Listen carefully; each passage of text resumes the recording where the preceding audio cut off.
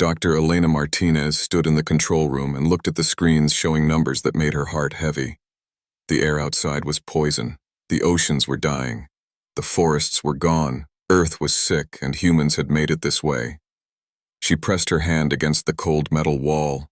Below her feet, deep under the ground, millions of people were already sleeping in special pods. They trusted her to wake them up when Earth was healthy again. The weight of that trust felt heavier than the dying world above. "Elena, we need to start the final sequence," said Captain Jake Thompson. His voice was calm, but Elena could see worry in his eyes. Jake had been a soldier for 20 years. He had seen wars and disasters, but this was different. This was the end of everything humans had ever known. Elena nodded and walked to the main computer. Dr. Lucy Adams was already there, checking the hibernation systems one last time. Lucy was the best scientist Elena knew. If anyone could keep people alive for hundreds of years, it was Lucy. "All systems are green," Lucy said. "The pods are working perfectly. The Watchers are online and ready to monitor everything." The Watchers were special computers that would watch over the sleeping humans.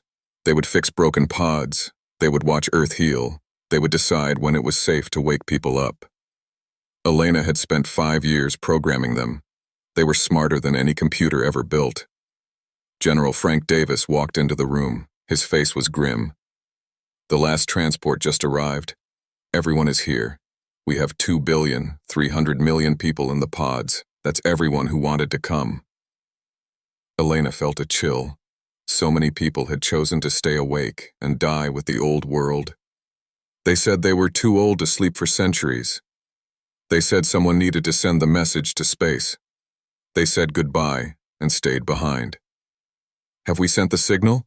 Elena asked. "Yes," Frank said. "Every radio tower on Earth is broadcasting the same message. Any aliens out there will know what happened. They'll know we chose to sleep instead of die." Elena looked at the message on her screen. It was simple. "This is Earth. Humans live here. Our world is sick. We are going to sleep until it gets better.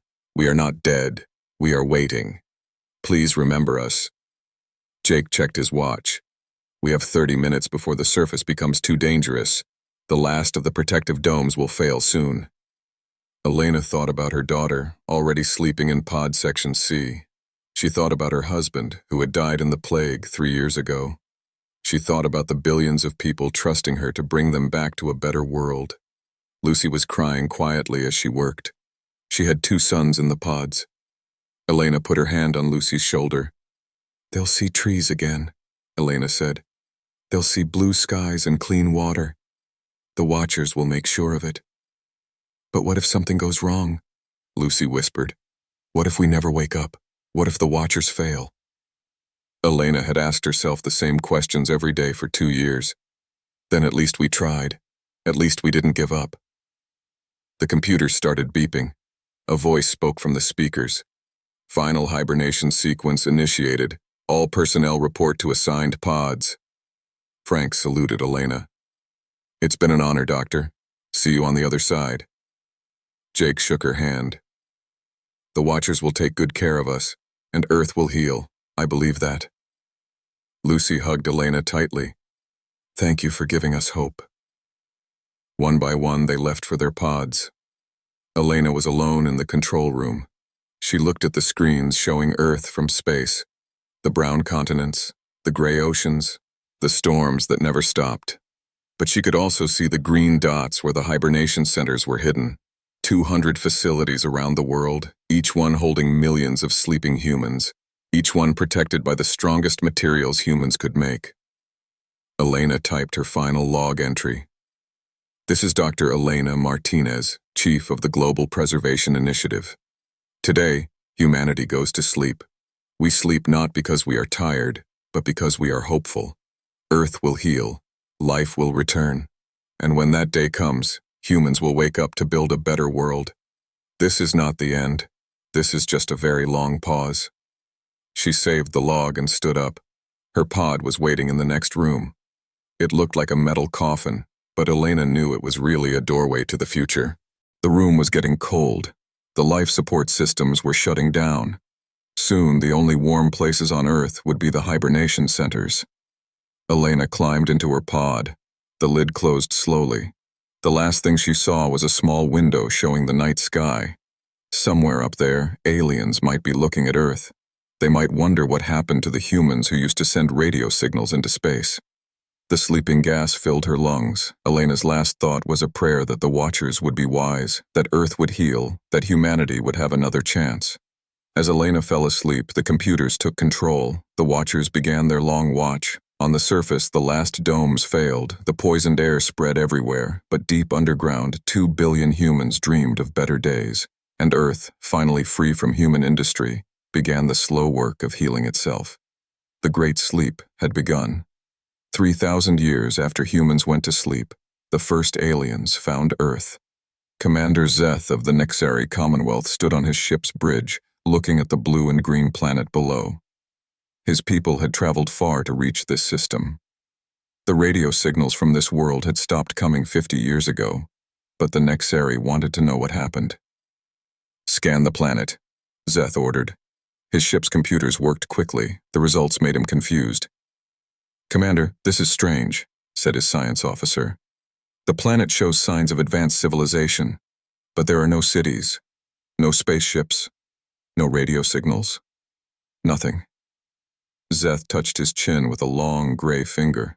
The Nexari were logical people.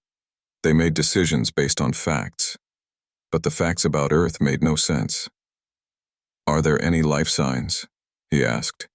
"Yes, Commander, but only animals and plants. No intelligent life detected." Zeth ordered his ship to orbit Earth for 7 days. They found the ruins of human cities covered by growing forests. They found old roads disappearing under new grass, but they found no humans. "Perhaps they destroyed themselves," said the science officer. "Many young species do this." Zeth agreed. The Nexari had seen it before. A species would grow smart enough to build powerful weapons, then use those weapons to end their own civilization. It was sad but common. The Nexari left Earth and marked it as dead world in their star maps. They never looked for the hibernation centers hidden deep underground. 5,000 years later, the Vorthak Empire sent a war fleet to Earth's system. The Vorthak were large, strong creatures who conquered other species.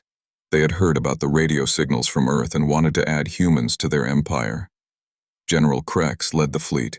He was 8 feet tall with scales like armor and teeth like knives. The Vorthak lived for war and conquest. "Where are the humans?" Krex roared when his ships found an empty Earth. "Where are their armies, their weapons?" His soldiers searched the planet for months. They found human ruins and artifacts, but no humans. They found bones in old graveyards, but no living people. "Maybe they ran away to other stars," suggested one of his officers. Krex was angry. He had brought 1,000 ships to conquer Earth. Instead, he found only trees and animals. The Vorthak left, disappointed and confused. Tens of thousands of years passed. Different alien species visited Earth. The ethereal collective came, floating like living light between the stars. They were creatures of pure energy who cared about spiritual things. "This world has a strange feeling," said Luminara, one of their leaders. "It feels like sleeping, like waiting." The ethereals could sense emotions and thoughts across space. Earth felt different from other dead worlds. It felt like something was hidden there. But the ethereals could not find what they were looking for. After a few years, they moved on to other systems. The builders came next. They were ancient machines that built huge structures in space. They looked at Earth and decided it would be a good place for a new factory. But when they started to build, their machines kept finding metal underground, strange metal that their sensors could not identify. The metal was arranged in patterns that looked like rooms and tunnels.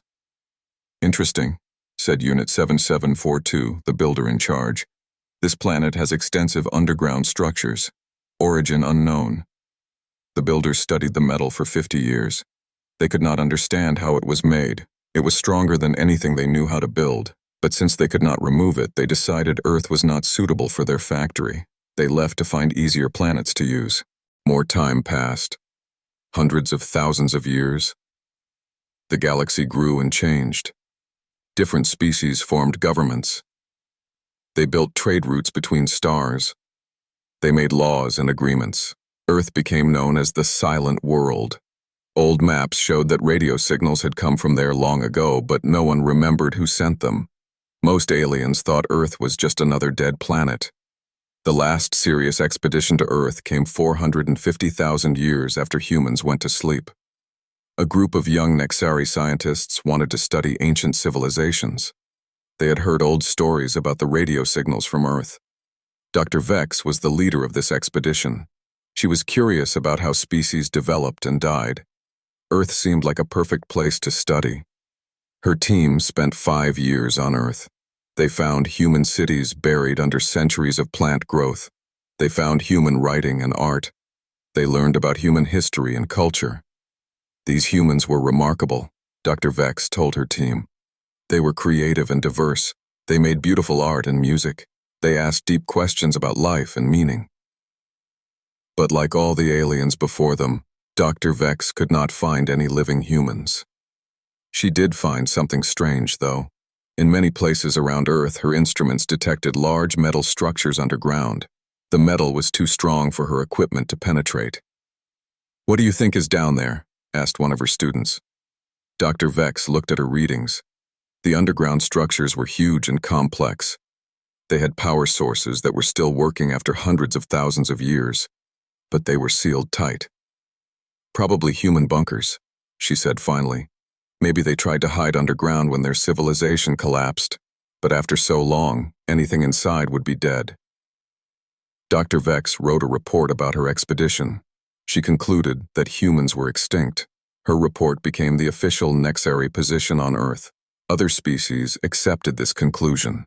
As more centuries passed, fewer aliens visited Earth. There was nothing there worth taking. No valuable minerals, no strategic importance, no intelligent life to trade with or conquer. Earth became forgotten. Star maps stopped marking it as important. Young aliens learned about it in school as an example of a dead civilization. But deep underground, the Watchers continued their work. They monitored the sleeping humans. They watched Earth heal. They calculated when it would be safe to wake their creators. The forests grew thick and green. The oceans became clean and blue. Animals returned to places where they had been extinct. Earth became more beautiful than it had been for millions of years. And still, the humans slept, waiting for their world to be ready, waiting for their time to return. The galaxy had moved on without them. New empires rose and fell. New species joined the community of intelligent life. Technologies advanced. Cultures developed. But something was missing. The galaxy had become predictable, safe, boring. The different alien species had found their places and stayed in them. Everyone knew the rules. Everyone followed the patterns. No one imagined that the dead world called Earth was about to change everything. 870,000 years after the Great Sleep began, Watcher 1 made a decision that would change the galaxy forever. The artificial intelligence had been monitoring Earth's condition for nearly 1,000,000 years. It had watched forests grow where cities once stood. It had seen oceans turn from brown to blue. It had calculated and recalculated atmospheric conditions, soil quality, and radiation levels. Today, for the first time since the humans went to sleep, all conditions were optimal. "Initiate revival protocol," Watcher 1 announced to the other artificial intelligences spread across Earth's hibernation centers. In Facility Alpha, hidden beneath what used to be North America, the first pod began to warm. Inside, Matt Rodriguez had been sleeping for almost 1,000,000 years. He was 32 when he went to sleep. His body had not aged a single day. The warming process took 6 hours. Slowly, Matt's body temperature rose. His heart began to beat. His brain started working again. The special chemicals that had kept him in perfect hibernation were cleaned from his blood. Matt's eyes opened. The first thing he saw was a soft blue light above his pod. The second thing he saw was a metal face looking down at him. "Hello, Matt Rodriguez," said the machine. "I am Medical Unit 47. Welcome back to the living world." Matt tried to speak, but his voice was just a whisper. His throat was dry. His muscles were weak. The machine helped him sit up and gave him water. "How long?" Matt asked. You have been in hibernation for 870,215 years, 4 months, and 12 days, the machine answered. Matt stared at the machine. Nearly 1,000,000 years. Everyone he had ever known was dead. Everything he had ever seen was gone. He was alone in a future he could not imagine, but he was alive, and if he was alive, others might be too. Are there other people awake? He asked. Reviving others now, the machine said. Please remain calm. The process will take several days. Over the next week, more people woke up in facilities around Earth. Dr. Amy Foster opened her eyes in Facility Beta. Commander Lisa Park woke up in Facility Gamma. Dr. Kevin Liu awakened in Facility Delta. Each person went through the same shock that Matt had experienced. Nearly 1,000,000 years had passed. Earth had completely changed. But they were alive. Amy Foster was the second person to fully recover. She had been a biologist before the Great Sleep. Now, as she walked through her facility's medical bay, she marveled at how advanced the machines had become. The Watchers improved themselves while we slept, Medical Unit 23 explained to her. We learned. We grew. We became better at our job. Amy looked at the medical scanners. They were far more advanced than anything humans had built. The Watchers had spent nearly 1,000,000 years perfecting the technology needed to keep humans alive. What's Earth like now? Amy asked. Beautiful, the machine replied. Would you like to see? Amy followed the machine to an elevator that took them up through the rock and soil. When the doors opened, Amy stepped outside for the first time in almost 1,000,000 years. She gasped. Earth was paradise. Massive trees rose hundreds of feet into the sky. The air was so clean it made her lungs tingle. Flowers of colors she had never seen before covered the ground. In the distance, a river ran crystal clear. Animals she did not recognize drank from its banks. The planet healed itself, she whispered. While Amy marveled at the new Earth, Matt Rodriguez was learning about the wider universe. In his facility's command center, he studied reports that the Watchers had compiled over the centuries. Aliens? Matt said, reading the data. Real aliens?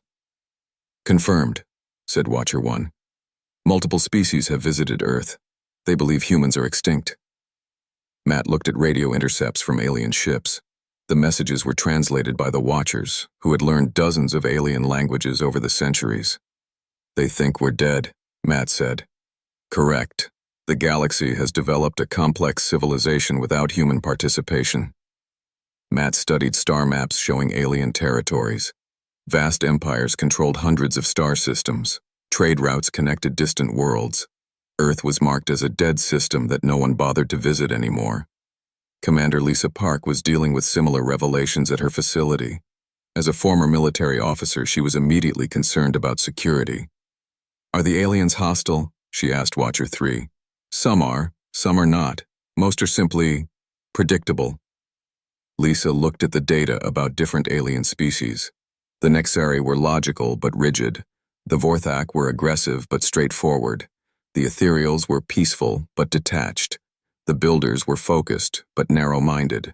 They've been following the same patterns for hundreds of thousands of years, Lisa observed. Correct. Galactic civilization has become stable but stagnant. Dr. Kevin Liu made the most startling discovery of all. In his facility, he found laboratories where the Watchers had been experimenting with human technology for nearly 1,000,000 years. You built all this while we slept? Kevin asked, looking at machines he could barely understand. We improved human designs. We solved problems humans had not yet solved. We prepared for your return. Kevin examined faster-than-light engines that used principles humans had only dreamed of. He found energy systems that could power entire cities. He discovered weapons that could defend Earth from any threat. This technology is incredible, Kevin said. It's centuries ahead of anything the aliens have. We had time to think. We had human creativity to build upon. We had no politics or fear to limit us. As more humans awakened over the following months, they began to understand their situation. They were no longer the primitive species that had nearly destroyed Earth. They were something new, something the galaxy had never seen. Matt Rodriguez became the unofficial leader of the awakened humans. Amy Foster studied the new Earth and its evolved life forms. Lisa Park organized security and defense. Kevin Liu worked with the Watchers to understand their technological advances. The humans faced a choice. They could stay hidden on Earth, living in their paradise and avoiding contact with the galaxy, or they could reveal themselves and rejoin the community of intelligent species. "What do you think will happen if we announce ourselves?" Matt asked the others during one of their meetings. "Some aliens will be excited," Amy said. "Others will be afraid." "The galaxy thinks extinct species stay extinct," Lisa added. "Our return will break their understanding of how the universe works." Kevin was more optimistic. "We have technology they don't understand. We have perspectives they've lost. We could help them solve problems they don't even know they have." They debated for weeks. The decision would affect not just the awakened humans, but the entire galaxy. After nearly 1,000,000 years of sleep, humanity was about to step back onto the cosmic stage. But they would not be the same species that had gone to sleep. They were something new, something that would challenge every assumption the galaxy had made about life, death, and the nature of existence itself. The awakening was complete. Now came the hard part, deciding what to do with their second chance. Captain Sam Harris stood on the bridge of the Phoenix Rising, humanity's first starship in nearly 1,000,000 years. 6 months had passed since the first humans awakened. Now, 12,000 people were awake and working together to build their new future. The Phoenix Rising was not like the primitive spacecraft humans had built before the Great Sleep. The Watchers had designed it using nearly 1,000,000 years of accumulated knowledge. It could travel faster than light. It could defend itself against any weapon. Most importantly, it could carry humans safely to the stars. "Are you ready for this, Captain?" asked Dr. Nina Carter, the ship's chief diplomat. She had been a language expert before the Great Sleep. Now she was humanity's first ambassador to an alien galaxy. Sam nodded. "As ready as anyone can be for first contact with species that think we're extinct." The plan was simple. They would intercept a routine alien survey ship at the edge of the solar system. They would reveal themselves carefully and peacefully. They would not threaten anyone. They just wanted to announce that humanity had returned. Commander Alex Turner was in charge of ship security. He was nervous about the mission. "What if they attack us?" he asked. "Then we defend ourselves," Sam replied. "But let's hope it doesn't come to that." The Phoenix Rising moved toward the outer edge of Earth's solar system. The Watchers had detected a Nexari survey vessel approaching. It was perfect for their purposes. The Nexari were logical and careful. They would not shoot first and ask questions later. On the Nexari ship, Logical Conclusion, Commander Zix 9947 was conducting a routine survey of dead systems. His job was boring but necessary. The Nexari Commonwealth needed to know about changes in uninhabited star systems. Earth's system was on his list, but he almost skipped it. The system had been marked as dead for over 400,000 years. Nothing ever happened there. But protocols were protocols. Zix 9947 ordered his ship to enter the system and perform a standard scan. "Commander, this is unusual," said his sensor operator. "I'm detecting an unknown vessel near the system's edge." Zix 9947 looked at his screens. The ship was unlike anything in the Nexari database. It was sleek and powerful, with technology that registered as highly advanced. "Origin unknown," the operator continued. "The vessel is not broadcasting any identification signals." Zix 9947 was confused. Dead systems did not have unknown ships, and this ship's technology appeared to be more advanced than Nexari science. "Are there any other ships in the system?" he asked. "No, Commander. Just the one unknown vessel." On the Phoenix Rising, Sam Harris watched the Nexari ship approach. "Dr. Carter, you're on. Open a communication channel." Nina Carter had spent months preparing for this moment. She had studied Nexari language and culture. She knew how to speak to them in a way they would understand. "Unknown vessel, this is the Phoenix Rising," she broadcast in perfect Nexari. "We come in peace. We wish to communicate." On the Logical Conclusion, Zix 9947 was shocked. The message was in flawless Nexari, but the translation software said it came from a species not in their database. Unknown vessel, this is Commander Zix 9947 of the Nexari Commonwealth. Please identify yourself and state your origin. Sam Harris took over the communication. Commander Zix 9947, we are humans from the planet Earth. We understand your records show our species as extinct. We wish to correct that information. Zix 9947 felt his logical mind struggling to process this information. Humans were extinct. His people had confirmed this 400,000 years ago. Extinct species did not build advanced starships. Impossible, he said. Humans are confirmed extinct. Our records are accurate. Your records are incomplete, Nina Carter replied. We did not die. We went into hibernation. We awakened 6 months ago. We are very much alive. Alex Turner watched the Nexari ship on his sensors. Captain, they're not moving. I think we broke their brains. Sam smiled. Give them time. They're logical people. They'll figure it out. On the Nexari ship, Zix 9947 was running every scan his equipment could perform. The results were impossible to deny. The ship in front of him was real. The life signs were real. The technology was real and incredibly advanced. Commander, said his science officer, genetic scans confirm these are humans. DNA matches samples from ancient Earth excavations. Zix 9947 made a decision that would change his life forever. Phoenix Rising, request permission to meet in person. The Commonwealth must know of your survival. 2 hours later, Zix 9947 stood in the Phoenix Rising's docking bay. He was tall and thin, with gray skin and large black eyes. To Sam Harris, he looked exactly like the aliens from old human movies. To Zix 9947, the humans looked impossibly primitive, yet impossibly advanced. This is remarkable, Zix 9947 said, examining the ship's technology. Your engineering principles are completely unknown to us. How is this possible? Dr. Kevin Liu, who had come aboard to explain the technology, smiled. We had nearly 1 million years to think about our problems. Our artificial intelligences spent that time improving our designs. But your species was confirmed extinct, Zix 9947 insisted. We searched your planet multiple times. Amy Foster stepped forward. You searched the surface. We were sleeping deep underground, in facilities designed to last for geological ages. Zix 9947 examined the data the humans provided. Medical readings from their hibernation, records of Earth's recovery, proof of their long sleep and recent awakening. This is unprecedented, he said finally. Species do not return from extinction. We were never extinct, Nina Carter explained. We were just very, very patient. As Zix 9947 toured the ship, he saw things that challenged everything he thought he knew about technology and society.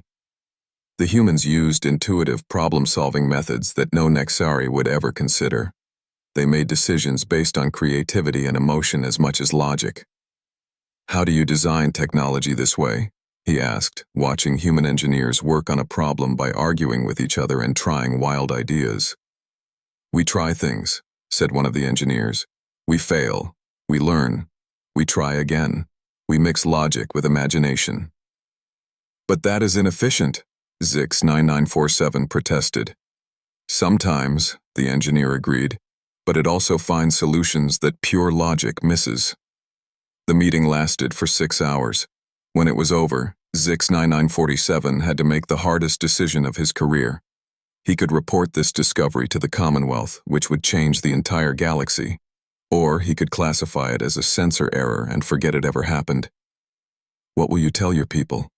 Sam Harris asked. Zix 9947 looked at the captain. The truth. The galaxy needs to know that humans have returned, and the galaxy needs to learn from what you have become.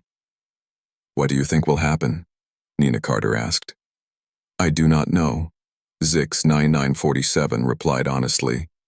The galaxy has been stable for so long. Your return will create variables. As the Nexari ship prepared to leave, Zix 9947 turned to Sam Harris. Captain, your species has been given a remarkable gift. A second chance. Use it wisely. We intend to, Sam replied. The Nexari ship jumped to faster-than-light speed, carrying news that would spread across the galaxy like wildfire. The Phoenix Rising returned to Earth, where humanity prepared for whatever came next. In the depths of space, Zix-9947 composed his report. Species classification update. Humans, previously extinct, confirmed alive and active. Technology level, superior to Commonwealth standards. Threat level, unknown. Recommendation, immediate diplomatic contact. He sent the message and waited. Soon the entire galaxy would know that the impossible had happened. The dead had returned to life. Ambassador Claire Stone walked through the Great Hall of the Nexari Commonwealth's capital station. Around her, representatives from dozens of alien species stared in amazement. 3 months had passed since Zix-9947's report reached the galaxy. Now, every major civilization wanted to meet the humans who had returned from the dead. Claire had been a teacher before the Great Sleep. Now she was humanity's voice to the galaxy. The weight of representing her entire species felt enormous, but she was determined to do it right. Honored representatives, Claire began, speaking to the assembled aliens. Humanity thanks you for this opportunity to rejoin the galactic community. In the audience, she could see the different reactions on alien faces. The Nexari looked curious, but cautious. The Ethereals seemed pleased by humanity's return. The Vorthak representatives looked angry and suspicious. Behind the scenes, the galaxy was in chaos. Dr. Ryan Bell, humanity's chief science officer, had been sharing human innovations with alien researchers. The results were revolutionary. Your approach to faster-than-light travel is completely different from ours, said Dr. Theiss, a Nexari physicist. We use mathematical calculations to predict safe jump points. You use intuition? Ryan smiled. We call it pattern recognition. Our AIs learn to feel the flow of space-time instead of just calculating it. It's faster and more flexible. But how can you trust feelings over mathematics? Dr. Theiss asked. Because sometimes mathematics isn't enough, Ryan replied. Sometimes you need to take a leap of faith. Dr. Theiss found this concept disturbing and fascinating at the same time. His people had forgotten how to take leaps of faith. They had forgotten how to try impossible things. On the military side, Admiral Jack Morrison was meeting with defense officials from various species. The humans had agreed to share some of their defensive technologies, and the demonstrations were shocking. Your shields absorb energy instead of deflecting it? Asked General Korath of the Vorthak Empire. That's right, Jack replied. Instead of fighting incoming attacks, we embrace them and turn them into power for our own systems. General Korath was a warrior. He understood strength and weakness, but this human approach confused him. How can you defend by not defending? Sometimes the best way to win a fight is to make the fight strengthen you, Jack explained. The Vorthak general spent hours trying to understand this philosophy. His people had always believed that strength came from defeating enemies. The idea that strength could come from transforming enemies into allies was foreign to them. Meanwhile, Director Kate Evans was working with alien sociologists and philosophers. Her job was to share human culture and ideas about society. Your species values individual creativity over collective efficiency, observed mind singer Vel of the Ethereal Collective. We value both, Kate replied. But we've learned that individual creativity often leads to better collective solutions. But individual creativity is chaotic, Vel protested. It creates conflict and unpredictability. Kate smiled. It also creates art, music, poetry, and scientific breakthroughs. Chaos isn't always bad. Sometimes it's beautiful. The Ethereals had spent millennia seeking perfect harmony and unity. The idea that chaos could be beautiful was revolutionary to them. As weeks passed, the effects of human ideas spread through the galaxy like ripples in a pond. Young Nexari scientists began experimenting with intuitive research methods. Vorthak warriors started studying human concepts of defensive strength. Ethereal artists discovered the beauty of controlled chaos. But not everyone was happy with these changes. In the depths of Vorthak space, War Master Skarn was gathering support for military action against humanity. These humans are dangerous, he told his supporters. They spread ideas that weaken our strength. They make our young warriors question the ways of conquest. Skarn had ruled his sector through fear and force for 3,000 years. The human ideas of turning enemies into allies threatened everything he believed in. "We must strike before their influence spreads further," Skarn declared. "We must show the galaxy that old ways are still the best ways." Back on Earth, the awakened humans were dealing with their own challenges. 1 million people were now awake, and more were awakening every day. They had to build a new society on their transformed planet. Matt Rodriguez, now the unofficial leader of awakened humanity, called a global meeting. Representatives from all the hibernation facilities joined by hologram. "We have a choice to make," Matt said. "The galaxy is changing because of us. Some species welcome these changes. Others see us as a threat." Amy Foster spoke next. "Earth is more beautiful than it ever was. We could stay here and build paradise. We don't have to get involved in galactic politics." "But if we hide here, we waste this opportunity," argued Lisa Park. "We have a chance to help the galaxy become better. Shouldn't we take it?" Kevin Liu had been working with the Watchers to monitor galactic communications. "The Vorthak are planning something," he reported. "War Master Skarn is building support for an attack on Earth." The room fell silent. The humans had hoped to change the galaxy through peaceful means, but some aliens preferred war to change. "What do we do if they attack?" someone asked. "We defend ourselves," Matt replied. "But we do it in the human way. We turn their strength into our strength." Claire Stone, participating from the Nexari capital, had her own perspective. "I've been talking to moderate leaders from different species. They want to try the human way. They want to build something new instead of fighting about old ideas." Over the following months, the galaxy began to split into two camps. Progressive aliens who wanted to embrace human ideas formed the Phoenix Alliance. Conservative aliens who wanted to preserve the old ways gathered around the Vorthak Empire. The crisis came when War Master Skarn launched his attack on Earth. 1,000 Vorthak warships jumped into the solar system, ready to destroy the humans and their dangerous ideas. Admiral Jack Morrison was ready for them. Humanity's defense fleet was small but advanced. As the Vorthak ships approached Earth, the human ships did something impossible. Instead of firing weapons, they broadcast signals. "Attention Vorthak fleet," Jack announced on all frequencies. "We do not wish to fight you. We wish to understand you." "Surrender or die, humans," Skarn roared back. "We choose a third option," Jack replied. The human ships moved closer to the Vorthak fleet. The aliens prepared to fire. But when their weapons hit the human ships, something amazing happened. The human shields absorbed the energy and converted it into communication signals. Instead of being destroyed, the human ships began broadcasting the life stories of individual Vorthak soldiers. "Warrior Keth of the 3rd Battalion," one broadcast began. "You joined the military to protect your family on Vorthak Prime. Your daughter just had her first child. Your grandson will grow up in whatever galaxy we create today." The broadcasts continued, telling personal stories about Vorthak soldiers, their families, their hopes and fears. The humans had somehow learned intimate details about their enemies and were using that knowledge not to hurt them, but to remind them of their humanity. War Master Skarn was furious. "Ignore their tricks. Fire all weapons."